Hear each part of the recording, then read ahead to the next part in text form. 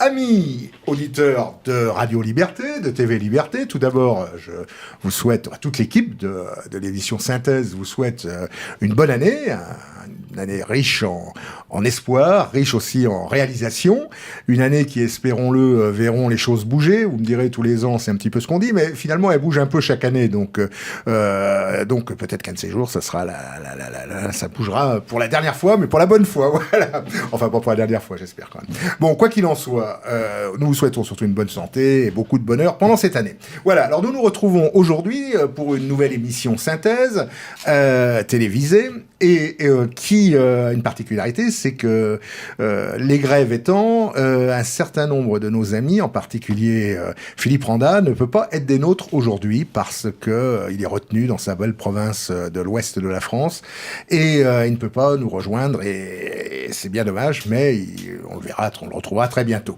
Et puis le professeur Pierre Delaubier, lui va nous rejoindre peut-être pendant l'émission, on espère, parce que lui aussi est bloqué à la sortie de son école. Pas par ses élèves, rassurez-vous, mais par les autobus qui sont en grève. Mais il n'empêche que on trouve il y a toujours un homme de qualité pour en remplacer un autre. Et voilà pourquoi aujourd'hui nous avons le plaisir de retrouver Arnaud Menu. Arnaud, bonjour. Bonjour Roland, vous me direz, je connais un peu les studios. Arnaud qui a été pendant des années le directeur de Radio Liberté et qui est même l'initiateur de Radio Liberté. Voilà, en tout cas celui qui a techniquement annoncé. Voilà, et pendant 2 ou 3 ans, maintenant le temps passe vite, on a eu toujours le plaisir d'avoir Arnaud puis je reviens quand même régulièrement. Et puis il revient régulièrement. Notamment chez mes bons vieux amis de Synthèse. Voilà, aux Synthèse et dans d'autres émissions. Donc Arnaud a eu la gentillesse d'accepter de venir nous aider dorénavant lorsqu'il faudra pour ces émissions Synthèse. Et puis nous avons un invité, évidemment, qui lui a pu venir. Alors je sais pas comment vous avez fait pour venir, vous, parce que vous avez des relations. Absolument, mais j'ai pu me débrouiller, ça n'a pas été sans peine, mais j'ai réussi. C'est à la CGT ou au gouvernement que vous avez Absolument, mais écoutez, pas tellement à la CGT, j'évite quand même ce genre de choses. Et au gouvernement aussi, j'espère. Et les gouvernements, je n'en parle pas. Alors nous recevons aujourd'hui un vieil ami, un vieux complice et plus qu'un camarade d'ailleurs, Jean-François Touzé. Bonjour Jean-François. Bonjour et ravi d'être avec vous. Que nous avons déjà reçu à plusieurs reprises. Jean-François Touzé est délégué... Alors, vous me dites si je me trompe, parce que dans les titres, parfois, je fais des petites erreurs. Délégué général du Parti de la France. Oui, ce qui est important, c'est Parti de la France. Vous vous êtes pas trompé. Oui. Ah, c'est pas général. C'est bien délégué général.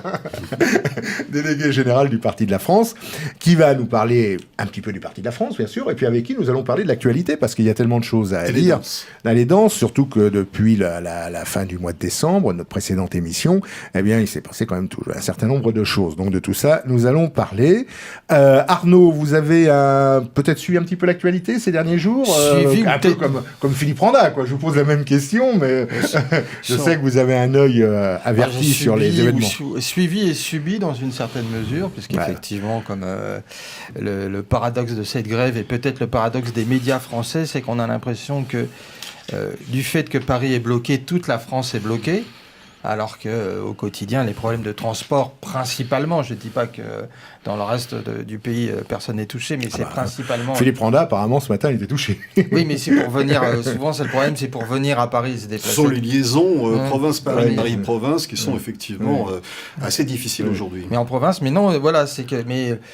Elles le sont toujours, parce que on dit que depuis les annonces dont nous allons certainement parler du gouvernement, il y a une amélioration. Non, l'amélioration n'est pas réelle. Non, c'est une amélioration en termes de moyenne, mais sauf que dans la réalité, tout est faux, puisque on nous dit que, par exemple, certaines lignes du métro rouvrent, oui, mais c'est une partie de la ligne, à certaines heures, et avec souvent les principales stations qui correspondent, qui permettent les correspondances sont fermées, et de ce fait, c'est tout aussi problématique. Non, là, ce qu'on voit, c'est qu'effectivement, c'est parfois la mémoire un peu courte sur certains commentateurs de la part des politiques ou d'éditorialistes sur les comparaisons en termes de grève.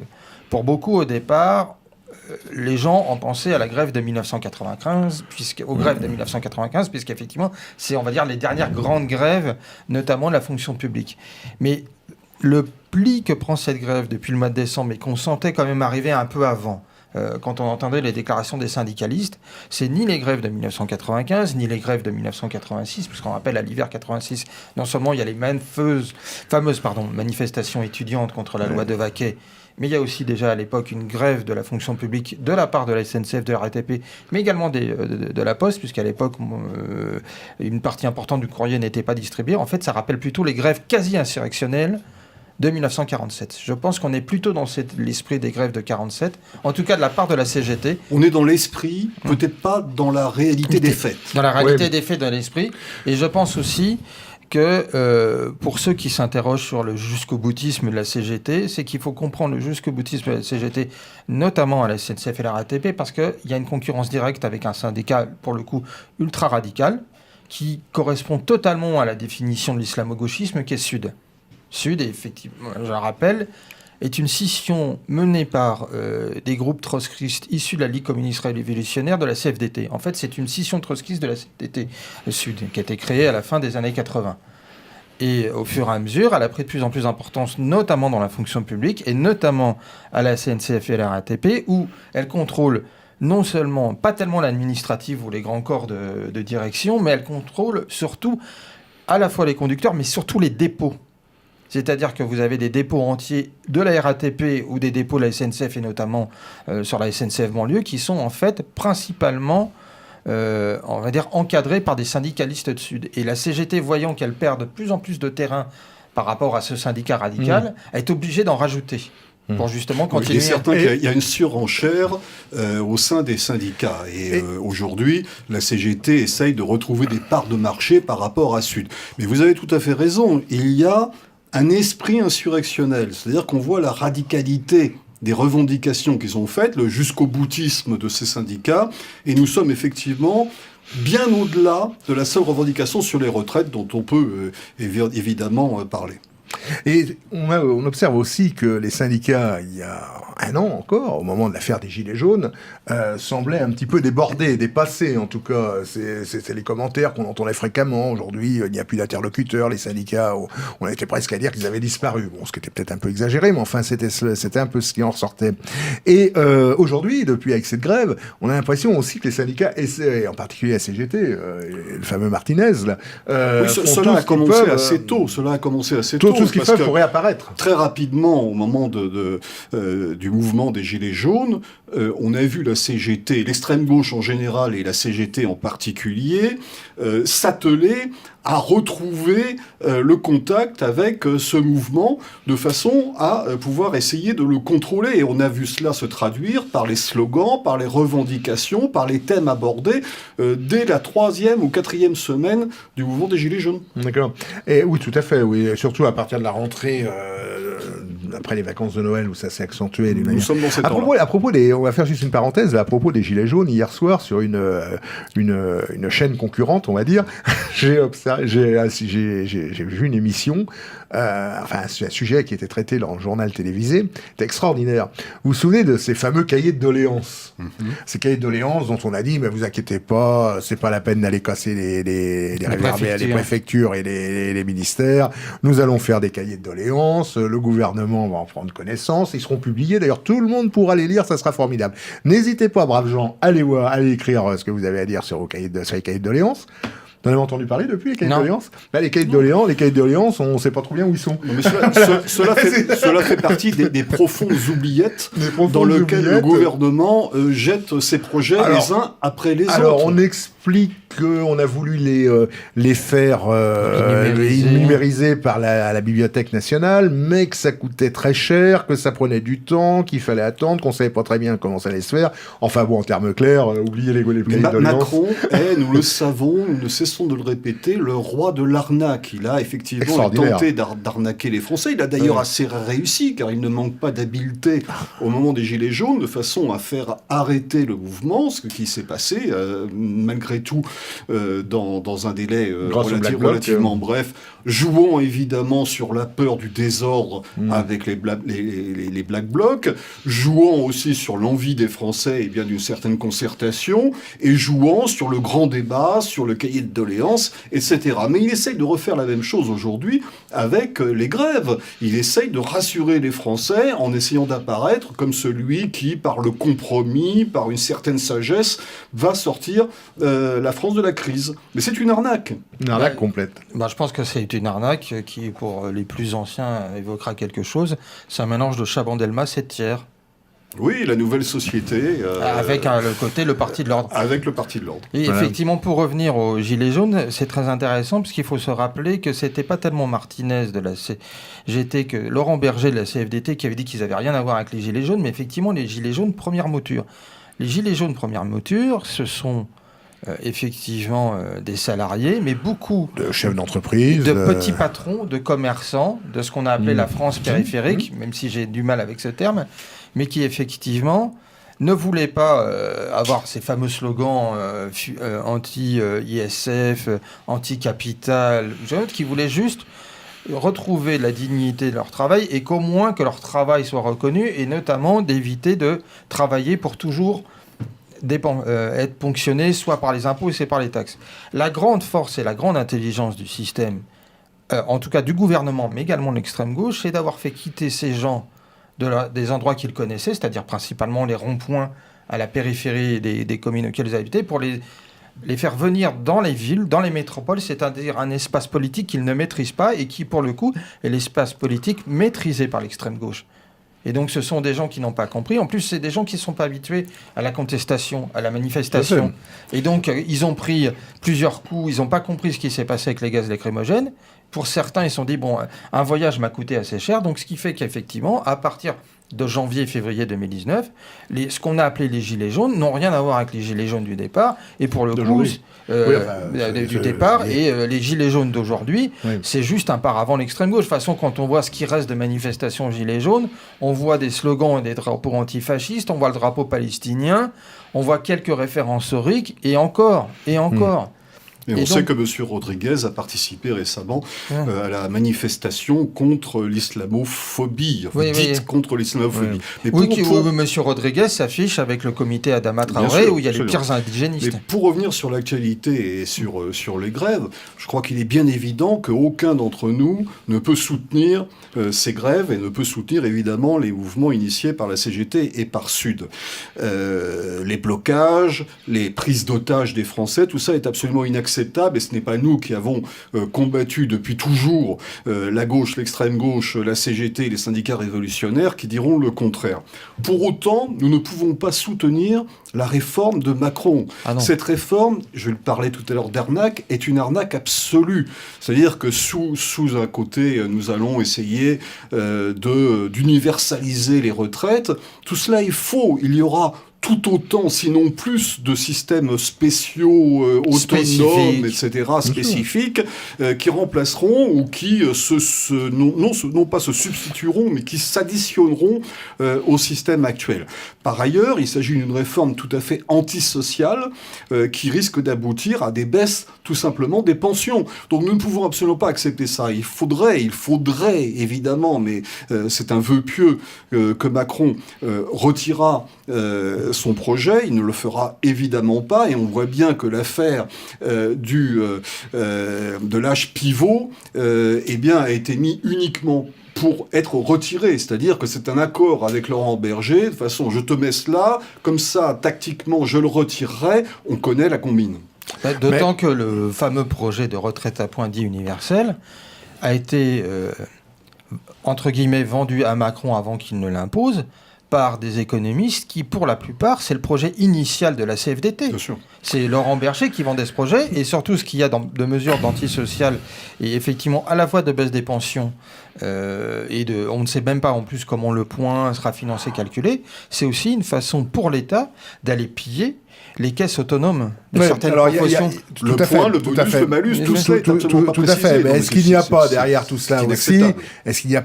cela aussi un projet de faire une retraite égale à peu près, pas très haute d'ailleurs pour tout le monde. Qui sera l'équivalent du SMIC. Et que chacun pourra, à son aise, s'il le souhaite et s'il le peut, compenser par de la capitalisation. La capitalisation. Le projet global est effectivement de faire en sorte que le système des retraites par répartition voit sa fin, et on voit bien que tout cela va dans le sens des fonds de pension, et en particulier des fonds de pension anglo-saxons. Voilà. Oui, parce que le problème, c'est qu'à la rigueur, il existe pourtant un fonds de pension français qui est géré et qui concerne uniquement les hauts fonctionnaires, qui s'appelle Préfonds, et qui rapporte de l'argent. Mais effectivement, c'est-à-dire que le problème de l'arnaque Macron, c'est qu'il s'imagine qu'on est avec son beau visage, vous savez, c'est comme le joueur de flûte d'Hamlet, il pense que ça va passer, alors que derrière, on ne peut empêcher de voir que ceux qui ont aussi vendu la réforme sont en fait des lobbyistes, mais non, de fonds de pension, non pas français ou même européens, mais américains. C'est-à-dire que les fonds de pension américains vont une fois de plus venir piller les richesses nationales. Il pense que comme il a gagné par rapport aux Gilets jaunes, je pense à peu près avoir gagné par rapport aux Gilets jaunes. N'oubliez pas quand même qu'il y a un peu plus d'1 an, ils se voyaient tous pendus au réverbère. Hein, donc, ils ont quand même eu la peur de leur vie au début de cette insurrection des Gilets jaunes. Ça a duré quelques semaines, mais au début, ils ne savaient pas trop à qui ils avaient affaire. Donc, ils se sont dit, oh là là, ces gens-là. Et en plus, avec tout leur côté parano, ils s'imaginaient que l'extrême droite était derrière et allait en profiter pour faire un coup d'État. Alors que c'était l'extrême gauche qui était là. Il n'y était pas encore, mais enfin, ils l'ont vite mis. Mais quoi qu'il en soit, entre un pouvoir qui veut imposer les intérêts des fonds de pension américains, une CGT qui s'arc-boute, ou un Sud qui s'arc-boute sur ce qu'ils appellent les avantages acquis.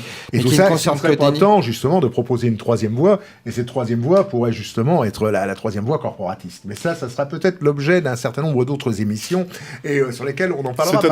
C'est un autre débat, mais c'est pas le tout de râler. Il faut parfois proposer des solutions. En tout cas, et je crois savoir que c'est en gestation. Mais voilà. Je pense que c'est surtout aussi le rôle de la droite nationale, quelle qu'elle soit. Justement, vous venez d'employer le mot exact, le rôle de la droite nationale non reniée, et Jean-François Touzet, comme je disais tout à l'heure, est délégué général du Parti de la France. Et le Parti de la France qui a récemment un petit peu bougé en son sein. Déjà, il y a le président Karl Lang, que nous avons eu le plaisir de recevoir à plusieurs reprises ici, avec lequel vous avez écrit un livre dont on ne dira jamais assez bien. Je suis un excellent éditeur. Oui, bien sûr. Donc, un chemin de résistance. Un chemin de résistance, édité chez Synthèse Édition. Voilà, je ne le fais pas dire. Et, vous voulez éviter l'autopromo, c'est ça, Roland. Exactement, vous avez bien compris. Donc, vous avez écrit ce livre avec Karl Lang il y a à peu près 2 ans. Karl Lang, pour des raisons qui lui appartiennent et que nous appartiendra pas que nous n'avons pas à commenter ici, bien sûr. Peut-être qu'un jour il viendra nous voir pour nous expliquer. Mais enfin, quoi qu'il en soit, a abandonné plus exactement, a laissé la présidence du Parti de la France à Thomas Joly, qui a été élu à sa place, donc ou désigné, je ne sais pas comment ça se passe exactement. C'est une élection. C'est une élection, c'est un mouvement démocratique. Tout à fait démocratique. Tout à fait. Non, alors, expliquez-nous un peu, Jean-François. Il se trouve en effet que Karl Lang, qui est un très cher ami depuis bientôt 40 ans, après 30 ans de haute responsabilité au sein du Front National et 10 ans à la tête du Parti de la France, a souhaité prendre un petit peu de champ. Ce qui peut arriver. Bien sûr, et pour des raisons qui le regardent et qui sont tout à fait justifiables. Tout cela s'est passé dans la plus grande amitié et avec, je crois, une possibilité tout à fait claire de développement pour le futur.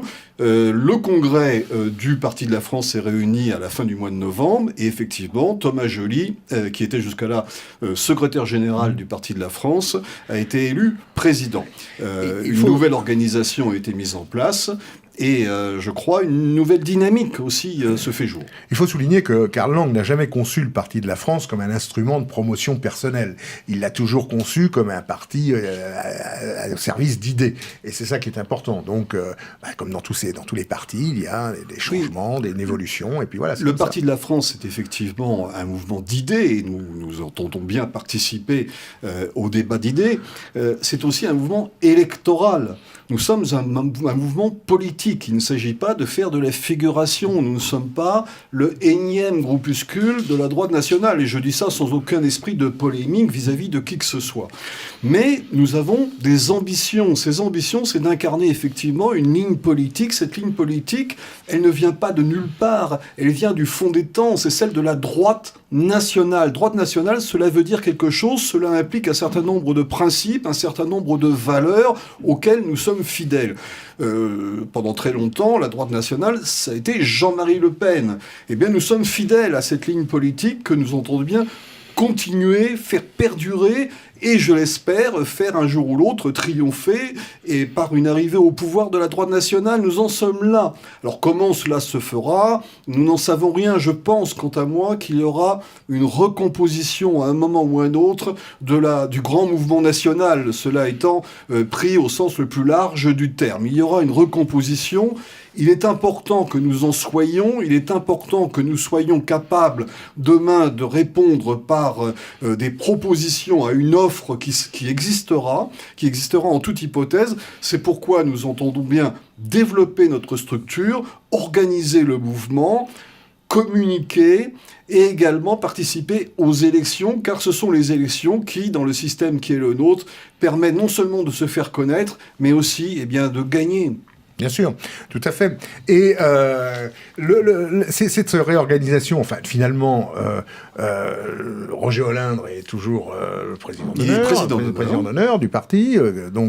Dorénavant, Thomas Joly incarne en tant que président. Il est le président. Et il y a un secrétaire général, Bruno Hirout. Il y a un secrétaire général qui est Bruno Hirout. Garçon dynamique. Garçon dynamique.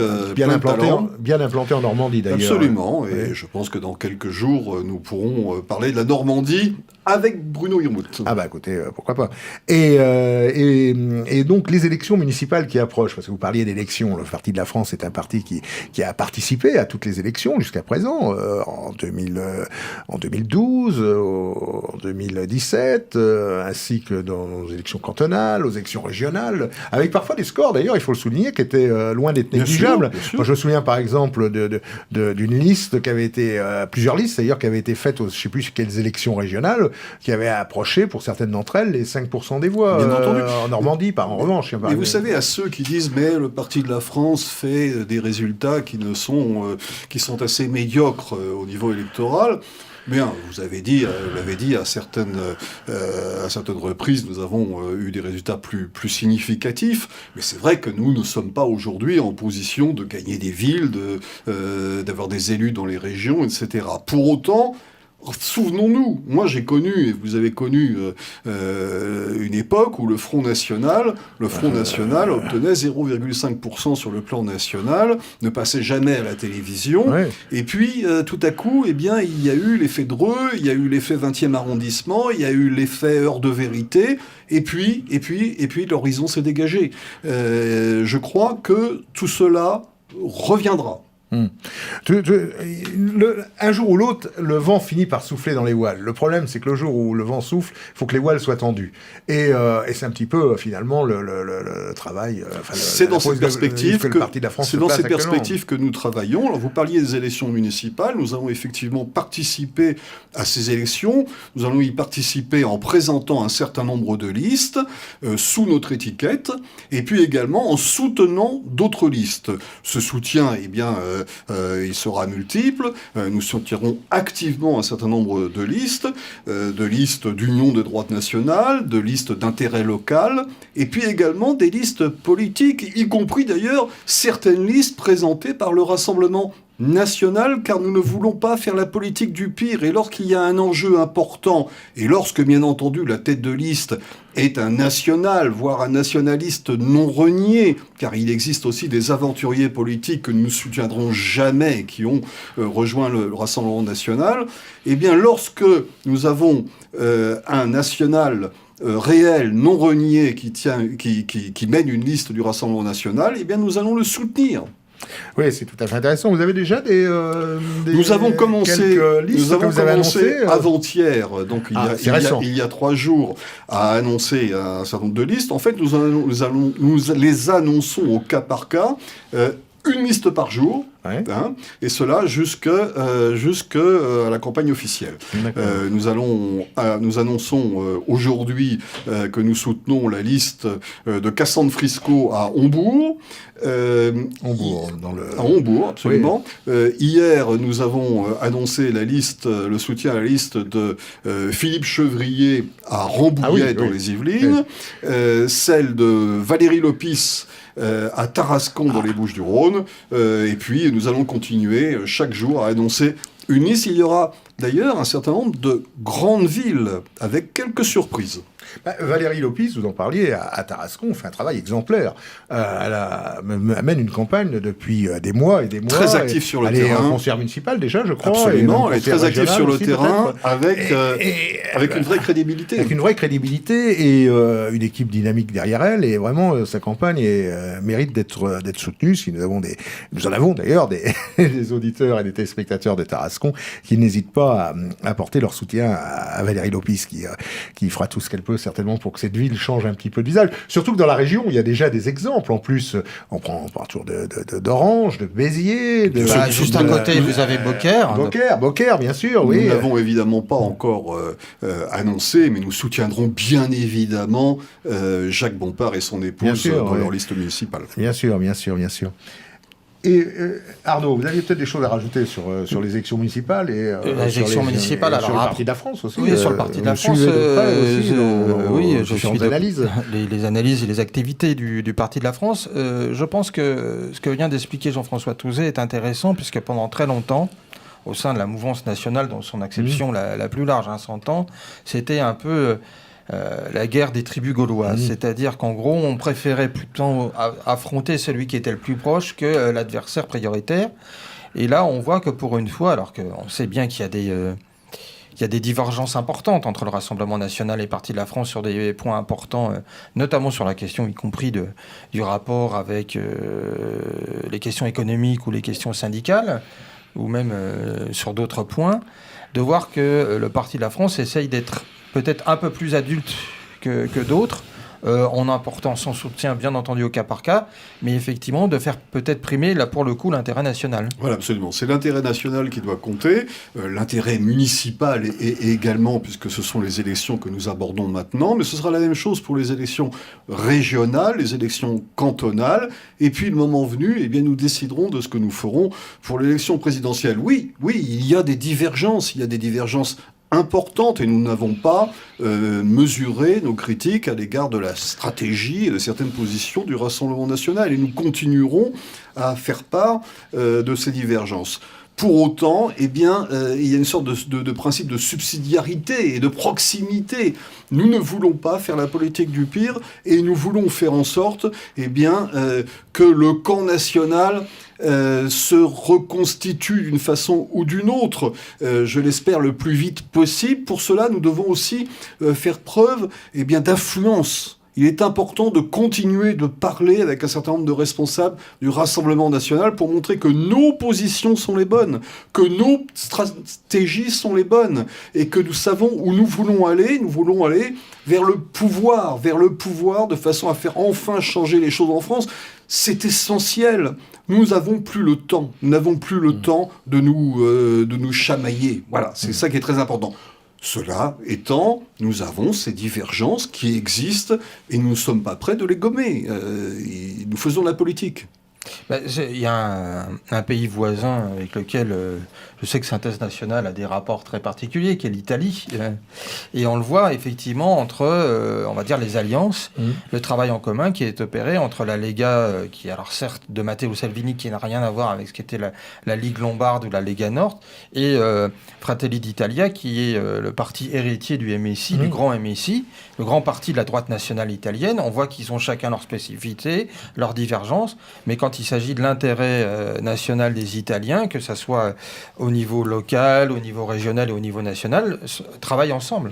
C'est ce qui fait aussi que finalement la droite nationale a joué un rôle important en Italie il y a un an. Bon, maintenant, les élections prochaines vont peut-être aussi renforcer encore cette position. Moi, je le crois. Je suis de ceux qui pensent que le départ de Matteo Salvini est momentané. Il s'agit d'un repli tactique et stratégique aussi, que les circonstances ont effectivement un petit peu nécessité, mais il va revenir. Il va revenir, et à mon sens, il reviendra en force, avec effectivement nos amis de Fratelli d'Italia.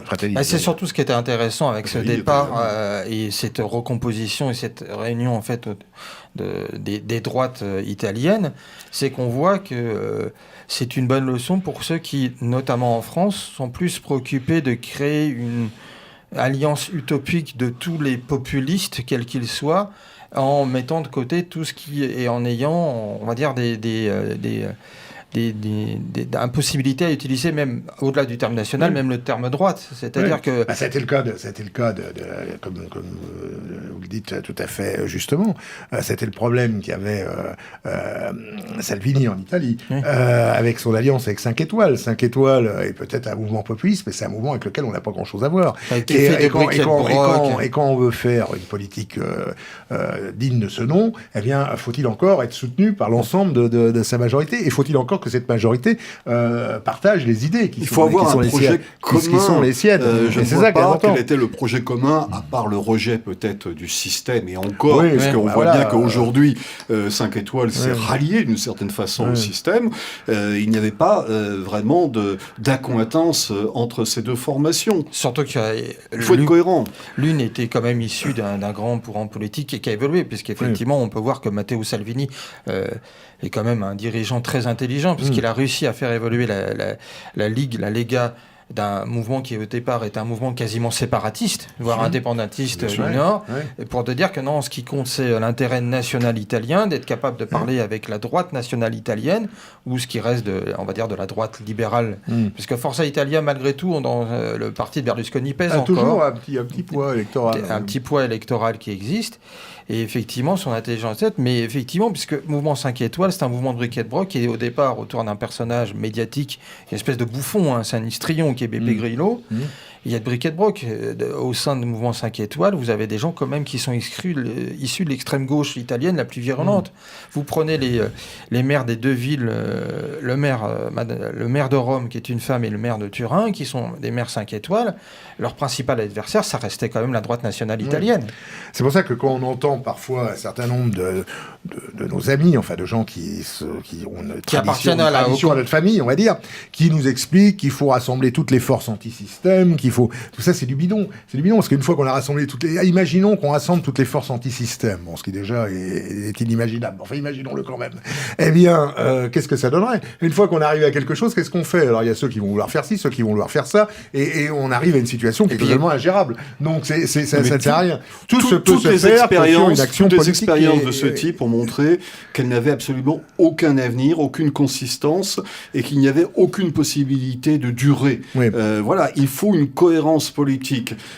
On arrive au pouvoir, on arrive aux responsabilités du pouvoir uniquement ou alors on peut y arriver effectivement par des tactiques populistes, mais on ne s'y maintient pas. Or, c'est dans la durée que l'on peut faire changer les choses, et on ne peut durer qu'en étant cohérent politiquement. Je rappelle quand même que, comme vous le disiez tout à fait justement d'ailleurs tout à l'heure, le temps presse. Le temps presse, et aujourd'hui on n'est plus dans la même situation que celle des années 70 ou celle des années 80 ou même 90.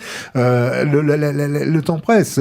Un jour risque malheureusement d'arriver où les populations venues d'ailleurs, et je dis ça sans aucun mépris pour quiconque, c'est le système qui veut cela, eh bien que ces populations venues d'ailleurs deviendront majoritaires chez nous, et à ce moment-là on pourra toujours dire ah bah oui mais on avait raison parce qu'on a dit que ci ou qu'on a dit que ça, on avait soutenu telle grève ou je ne sais quoi. Bon, sera trop tard. Il y a un moment où tout bascule. Il y a un moment où tout bascule, que ce soit sur le plan de l'immigration, et pendant que nous discutons, combien rentrent aujourd'hui en France, combien même naissent en France à l'instant même.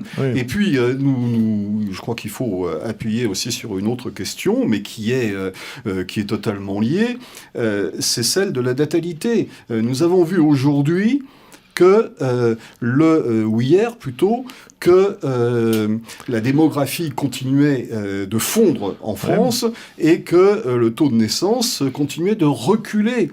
Et pendant ce temps, eh bien, l'Afrique est en train de doubler sa population. Il y aura 2,4 milliards d'Africains en 2050, dont la moitié aura moins de 25 ans. C'est demain. Hein. Donc c'est demain, nous y sommes. Donc pris en tenaille entre une démographie qui est en train de s'effondrer pour la France et pour l'Europe, et une immigration qui est en train de croître sans arrêt, eh bien nous sommes mal partis. Il faut un sursaut immédiat C'est demain, 2050. Et pour revenir sur la question de l'Alliance, je pense qu'en fait, la principale pierre d'achoppement, on vient d'en parler, c'est la question de l'immigration. Parce qu'à un moment, si l'anti-système, c'est-à-dire le simple moderne, qui était souvent utilisé par certains plus ou moins appartenant au code national sur santé système, c'était uniquement s'opposer à l'Europe de Bruxelles, ça ne veut rien dire. Parce que la vraie question, et y compris les tensions entre Matteo Salvini et le mouvement 5 étoiles, c'était aussi sur les questions d'immigration. C'était principalement sur les questions d'immigration. C'est la vraie question. Et donc, effectivement, la question, c'est pas de créer une espèce de bloc populiste ou je ne sais quoi, c'est de créer une alliance des droites dont le moteur principal doit être la droite nationale. Mais nous sommes, je parle du Parti de la France, mais je parle du camp national en général, nous ne sommes pas des partis politiques traditionnels. Nous sommes là pour organiser le sursaut.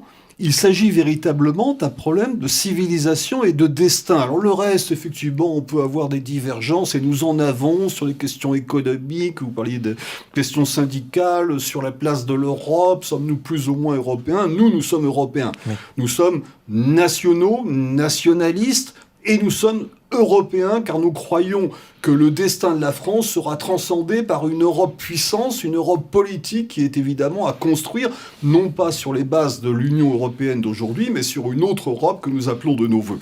Bon, tout cela, bien entendu, cela existe, il y a des divergences, mais sur l'essentiel, vous l'avez dit, c'est le sursaut national par rapport à l'immigration, et l'islamisation étant une conséquence, évidemment, de l'immigration. Voilà sur quoi nous devons nous battre. Alors, ensuite, il y a des déclinaisons politiques essentielles qu'il faut absolument mettre en avant, car un parti politique doit avoir évidemment des positions sur les institutions, sur la politique étrangère, sur la défense nationale, sur les questions économiques bien entendu et sociales, mais l'essentiel, nous l'avons dit, c'est sur le sursaut, le barrage à l'immigration et à ses conséquences. D'ailleurs, c'est là des aspects intéressants de votre parti, cher Jean-François, c'est qu'il a...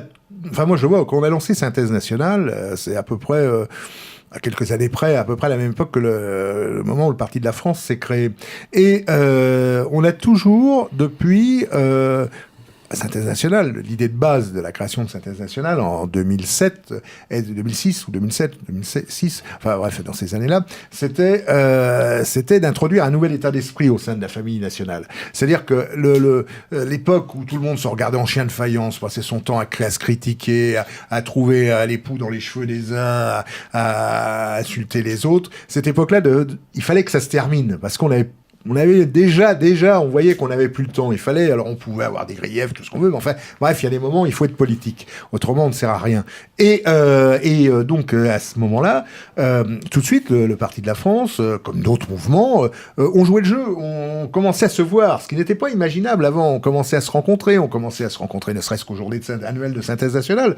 Et on l'a vu encore au mois d'octobre dernier. Nombreux étaient les mouvements, les associations, les initiatives culturelles ou politiques qui se sont retrouvés et qui s'acceptent. Enfin, en tout cas, j'espère qu'ils ne se tireront plus les uns sur les autres. Alors, parfois, ça arrive encore, malheureusement, c'est un petit peu lamentable, mais c'est... On ne fait pas la nature humaine. On ne fait pas la nature humaine. Vous avez vous-même, Roland Velli, beaucoup œuvré pour ces rapprochements. Ce qui est important, c'est le respect. C'est-à-dire que nous respectons tous les militants, tous les cadres, tous les mouvements de la cause nationale, du mouvement national. C'est déjà une chose très importante. Ensuite, nous rencontrer, très bien, c'est important, et nous le faisons. À un moment ou à un autre, il faudra aller plus loin. Nous le savons tous. Nous savons tous qu'il devra y avoir un moment des regroupements au plus large. Eh bien, nous y travaillerons, nous y sommes tout à fait favorables. Ceci étant, c'est au sein d'un parti politique qui peut être fédératif, qui peut être de rassemblement, où chacun garde sa spécificité. Mais cela devra un jour ou l'autre se faire. Cela se fera certainement dans l'action politique, peut-être dans l'action électorale, à un moment ou à un autre. Il faut un élément fédératif, il faut un élément de rassemblement. Nous n'y sommes pas encore. J'espère que ce moment viendra rapidement, de façon à accroître nos chances. Rome ne s'est pas construit en un jour. Voilà. Mon Dieu. C'est de revenir tout simplement à la logique initiale du Front National. Exactement. Toute proportion gardée, mais c'est la logique initiale du Front National. Ça a toujours été la grande cause de Jean-Marie Le Pen. Oui, tout à fait. Eh bien, écoutez, chers amis, l'heure avance, et nous allons pas tarder recevoir... du moins, nous l'espérons. Le professeur Pierre Delaubier, qui va arriver, et qui va nous livrer sa chronique, sa chronique historique. Alors, est-ce que vous avez son abominable histoire de France? Ah oui, bien entendu. Sa chronique. Est-ce que vous avez des rendez-vous, Oui, absolument. Nous avons un certain nombre de réunions qui sont prévues dans le cadre du dynamisme, je crois, retrouvé et renforcé du Parti de la France depuis son dernier congrès. Nous tiendrons une réunion à Paris le 5 février prochain. 5 février, oui. Donc, les Parisiens, les Parisiennes, les habitants d'Île-de-France qui seraient intéressés peuvent nous contacter. Alors, pour nous contacter, le plus simple, c'est d'essayer de nous contacter par les réseaux sociaux. C'est ce qu'il y a de plus facile, que ce soit Facebook ou Twitter. J'imagine qu'il y aura une communication. Bien entendu l'adresse, et il y aura évidemment une communication probablement la semaine prochaine. Que l'on pourra retrouver d'ailleurs sur les sites. Probablement la semaine certainement prochaine. Sur Synthèse Nationale. Pour cette réunion du 5 février prochain, ce sera une réunion d'information sur le Parti de la France et de structuration également, mais tout le monde est bien entendu invité. Pardonnez-moi de vous interrompre, mais est-ce que le Parti de la France va renouer avec cette tradition qui était celle de la droite nationale il y a quelques décennies maintenant, qui me semble avoir peut-être que je me trompe, mais qui me semble avoir été abandonnée, sauf peut-être par certains groupes qui font d'ailleurs des choses très intéressantes, mais à renouer avec des campagnes d'information, des campagnes politiques, Bien sûr. Alors pour le moment, les élections municipales sont aujourd'hui au centre des préoccupations. Donc nous allons laisser passer les élections municipales, mais nous avons bien l'intention de lancer un certain nombre de campagnes thématiques dès le printemps. Et nous lancerons effectivement la première campagne au mois d'avril, à l'occasion d'un grand meeting que nous allons organiser. Alors la date n'est pas encore fixée, mais ce sera au mois d'avril. Et je vous dis d'ailleurs que l'invité d'honneur sera Jean-Marie Le Pen. Et il y aura un certain nombre de cadres du Parti de la France, mais aussi des invités qui participeront à cette réunion, qui, je crois, sera un événement pour la droite nationale. Eh bien, écoutez, on attend avec impatience ce rendez-vous, donc, du mois d'avril, et on aura l'occasion d'en reparler. J'ajoute que nous avons bien l'intention de faire du terrain, car il faut renouer avec le militantisme. Les campagnes que nous ferons seront des campagnes de communication, bien sûr sur les réseaux sociaux, etc., mais aussi par voie d'affiches et de distribution de tracts. C'est ainsi, nous lançons aussi des opérations, c'est-à-dire que nous avons été les premiers à dénoncer la création d'une mosquée à Abbeville. Il y a quelques semaines, Thomas Joly, le président du Parti de la France, s'est rendu sur place, et alors que la mairie cachait cette réalité de la construction d'une mosquée, eh bien, elle a été obligée de reconnaître la véracité des faits grâce au Parti de la France. Très bien. Eh bien, écoutez, plus heureux que ça se multiplie, ce genre d'exemple, et pour le bien de notre civilisation. Voilà. Un dernier point, je crois sur le Parti de la France, il me semble que dans le cadre de son actualité prochaine, il y a aussi un volet programmatique, je crois. Oui, absolument. Nous allons publier un projet qui sera donc édité au mois d'avril également, au même moment que ce meeting. Alors ce seront les idées forces, n'est-ce pas? Il ne s'agit pas de faire un programme particulièrement détaillé, mais ce seront les idées forces du Parti de la France. Sont d'ailleurs des thèmes que nous avons évoqués tout à l'heure, les questions économiques, les institutions, la défense nationale, l'Europe, etc. Et bien évidemment, l'immigration. Oui, parce qu'il est quand même important de rappeler que le Parti de la France est un parti électoral qui se présente aux élections et qui donc l'intérêt national, mais c'est pas, ne se préoccupe pas uniquement de stratégie, on va dire de coût médiatique, c'est que derrière il y a un fond d'idées, et je pense ce qui peut-être, contrairement à ce que peuvent penser, ce qui peut être un moteur pour la droite nationale, c'est de montrer que c'est un bloc, une structure, une alliance, une mouvance, un mouvement national. Il y a des idées, forces derrière auxquelles on est attaché. Effectivement, on s'adapte aux circonstances, mais ce qui reste, c'est la fidélité aux valeurs. Et une dernière chose. Oui, j'ajoute enfin, et j'en aurais terminé, que nous avons aussi abordé un chantier de rénovation de notre communication, en particulier du site internet qui sera opérationnel début mars. D'accord. Ah bien, écoutez, toutes ces informations, nous les retrouverons sur le site Synthèse Nationale. Nous aurons peut-être l'occasion d'en reparler ici. Et nous allons suivre tout ça avec beaucoup d'intérêt. Je vous en remercie. Merci Jean-François Touzé. Nous allons maintenant passer la parole à notre ami le professeur Pierre Deloubier et son abominable Histoire de France. Professeur, c'est à vous. Alors après Thermidor, les révolutionnaires, les conventionnels, sont toujours au pouvoir. Ils ont coupé la tête de Robespierre, mais ils sont toujours là. Et ils veillent jalousement sur l'héritage de la Révolution. Et cet héritage, il est spirituel, pour la nation sans doute, mais aussi et surtout un héritage matériel pour les députés eux-mêmes. Comme pour tout le glacis oligarchique qui s'est constitué, et plutocratique qui s'est constitué autour d'eux.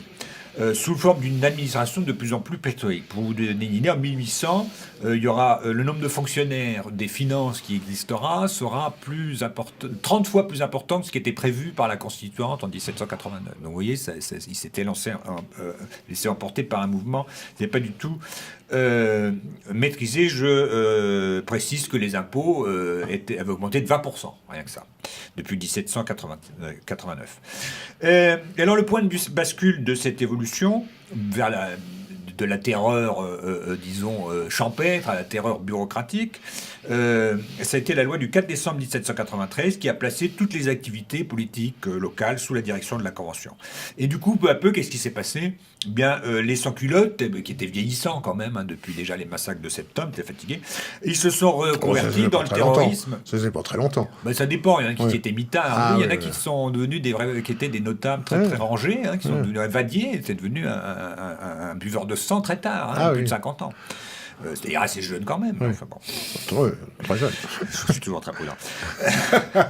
Et donc, ils se sont reconvertis dans le terrorisme bureaucratique et policier, qui d'ailleurs marquait beaucoup la police française au cours du siècle suivant et peut-être des suivants. Et même les siècles. D'autant plus, alors il y avait ceux qui étaient encore jeunes, il y avait une grande partie qui avait été, les plus remuants, avaient été absorbés par les armées, tout simplement. Les volontaires du 1792, c'était souvent des sans-culottes. On dit, bon voilà, puisque tu es engagé dans la section, on va donc combattre. Et donc, ils sont passés de massacreurs amateurs à la catégorie professionnelle, tout simplement. Alors, rien qu'à Paris, il y en a eu 23 000 qui sont devenus militaires. Donc, ça a beaucoup désengorgé et ça a concentré le pouvoir, tout ça, et les gens sont devenus rémunérés, etc. Et donc, tout le monde y trouvait son compte. Encore fallait-il rémunérer toute cette vaste armée de philanthropes. Et ça a été les lois de février-mars 1794. Elles ont permis de mettre tous ces cartes les biens des suspects qui étaient désignés arbitrairement au gré des rivalités politiques ou personnelles. Un Vadier, il a fait place nette, il avait des grandes prétentions nobiliaires dont tout le monde se moquait sous l'Ancien Régime, et donc tous ceux qui s'étaient moqués de lui sont passés à la guillotine. Donc là, c'était vraiment plus à la tête du client. Mais il pouvait être plus dangereux de jouir d'un bien convoité par les potentats locaux que de faire campagne pour le retour du roi. Si vous étiez bien logé et que le potentat local l'était mal, vous pouviez craindre pour votre vie. Bref, la Convention restait garante du maintien des acquis de ce conglomérat de fonctionnaires de l'Ancien Régime, qui était toujours là, très souvent, et de sans-culottes reclassés, qui ont marié leurs filles, tranquillement d'ailleurs, qui tous avaient profité des spoliations et de la terreur grâce aux biens nationaux. Mais pour conserver ces biens mal acquis, il fallait perpétuer quand même l'apparence démocratique. Ça, c'était quand même indispensable. Or, les conventionnels n'ignoraient pas être issus d'une élection truquée, en 1792, ce que j'ai raconté. Ils savaient bien que s'il y avait une élection loyale, ils seraient balayés. Donc, pour survivre, ils allaient faire preuve d'une très grande ingéniosité. Alors, pendant longtemps, l'intimidation a suffi pour maintenir le nombre de votants aux alentours de 10% des électeurs. Maintenant, le régime était plus respectable, il fallait des moyens plus subtils. Alors, par exemple, en 92, la Convention elle a été élue, suffrage universel officiellement, et en fait, il y a eu 700 000 votants. Il n'y a pas grand-chose. Mais le chef-d'œuvre de cette année d'unité, ça a été en 95 pour la Constitution de l'an 3 pour l'élection de l'Assemblée du territoire. Parce que là, on a rendu le suffrage censitaire ouvertement. Hein. Il restait à 2 degrés, donc comme vous élisez des gens, comme au Sénat, hein, vous élisez des gens qui élisent. Et si bien que de fil en aiguille, le nombre de véritables électeurs, en deuxième degré, il était 30 000. On imagine 30 000. Puis il n'y avait pas que pour élire les députés, on élisait tout un tas d'assemblées locales, donc on s'élisait soi-même. Enfin, les élections ne coûtaient pas très cher à l'époque. Je t'élis là et toi tu m'élis là. 30 000 personnes. Aujourd'hui, il y a 300 000 élus en France, hein, peut-être même 700 000. On est toujours en dessous. Je suis toujours prudent, mais je me rends compte après quand je vérifie sur le double. Bon, peu importe. Et alors, on avait décidé que la nouvelle assemblée, il y avait une nouvelle constitution, une nouvelle assemblée, puis qu'après, elle serait renouvelée aux 2 tiers. Donc ils se sont dit, on va renouveler déjà 1 tiers. C'est-à-dire qu'en fait, il y a eu 500 sortants, il y avait 750 députés, donc les 500, c'était les conventionnels. Donc ils ont dit, on est élus finalement. C'était un tour de passe-passe électoral fabuleux. Alors c'était pour ne pas refaire ce qu'avait fait la législative. C'est-à-dire que la constituante, c'est qu'elle m'a dit, on ne sera pas rééligible du tout. Donc on avait eu effectivement des gens inexpérimentés, complètement délirants, qui étaient autres que les conventionnels à peu près. C'était la législative d'abord. Et du coup ils se sont dit il faut éviter ça.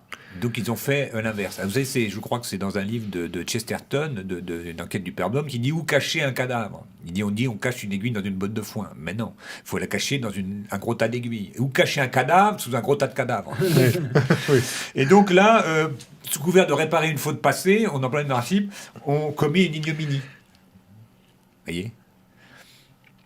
Et c'est comme ça. Et c'est comme ça que la Convention a changé de nom, mais finalement, les hommes de la Convention sont restés au pouvoir. Voilà. Et pour longtemps encore. Les régimes changent, mais les hommes restent. Voilà. Et les problèmes demeurent. Voilà. Merci, cher professeur. Merci, cher professeur, pour cette intervention. Vous êtes arrivé juste pour nous la faire. Et ça a été un exploit, je crois, dans le contexte actuel qui est celui de la vie parisienne. Mais voilà. Et donc, alors juste une dernière information avant de se séparer. Le mardi 28 janvier aura lieu à Paris, à l'hôtel des États-Unis Opéra, 16 rue d'Antin, dans le 2e arrondissement, au métro Opéra, une conférence organisée par les Amis franciliens de Synthèse nationale. Et les orateurs seront Alain Sanders, que l'on ne présente plus, Éric Vieux de Morzadec, que nous avons reçu il y a quelques semaines ici même, et qui nous parleront, devinez de quoi, monsieur le professeur. Vous vous en souvenez? Vous nous bassinez avec cette nouvelle très intéressante d'ailleurs. Depuis tellement longtemps que je sais qu'on va parler des Français qui ont combattu. Eh bien, on ne le sait pas, on ne dira jamais assez. Les rebelles, je dis les rebelles exprès pour énerver Alain Sanders. Mais je vois que le mot rebelle ne doit pas lui déplaire. Dans les rangs des confédérés, voilà, sur l'histoire de la guerre de sécession. Voilà. Eh bien, chers amis auditeurs et téléspectateurs, je vous dis à très bientôt pour une prochaine émission. À la semaine prochaine.